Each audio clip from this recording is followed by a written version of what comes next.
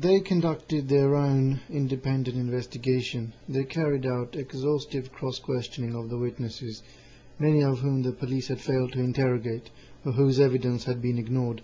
The results were highly disturbing. The evidence, they said, pointed to one conclusion: the two women had been brutally murdered, and the police, either through ineptitude or because of political pressure, had failed to investigate the crime. Janet May was the wife of a British businessman, Stephen May, an executive with London's John Lewis department store. She dealt in art and antiques and ran a successful interior decorating business from an office in the basement of their Chelsea home. It was her second marriage. The first, to a banker, Evelyn de Rothschild, had ended in divorce during 71, and she had married Stephen May in 75. During 79 they bought a 300-year-old farmhouse at Chiteau, a hamlet in the mountain region of Marche, near the town of Sarnarano, Sarnarano. After various trips to supervise renovations to the farmhouse, they knew the region very well. Gabriella, a quiet, home-loving woman, came from a peasant family from Friuli in northeast Italy, from a village between Venice and Trieste.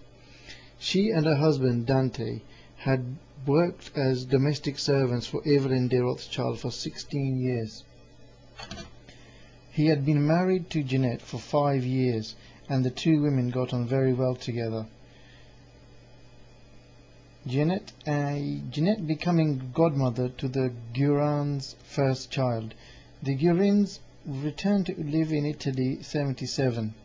A year later, Dante was killed in a car accident. Now a widow with 2 children, Gabriella was about to settle again near to her parents in her home village of Ronches. When Jeanette came to Italy, she stayed with her as a companion. There are 2 versions.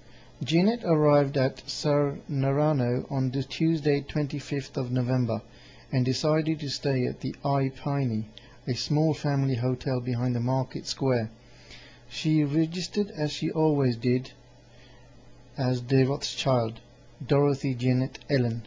This was the name in her passport, beside which was written "Now May," but there was no room in the hotel register for that amendment.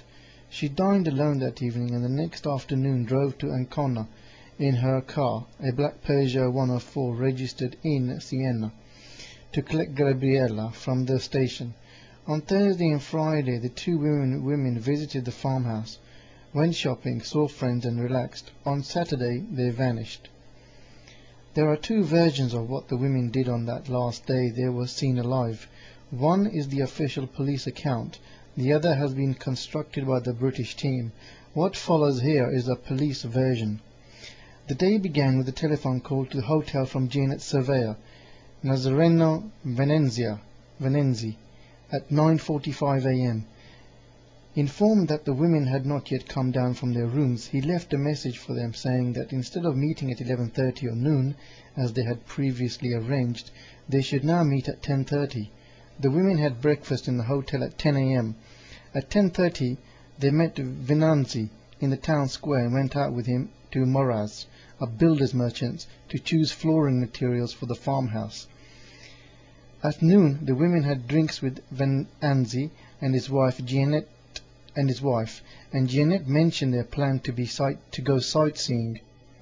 Venanzi drove the 2 women back to the square and left them. At 12:35 they were seen getting into their car, which was parked in the square, and driving off along the mountain road. According to the police, they were not seen again until 4 p.m. when they called at Moraz.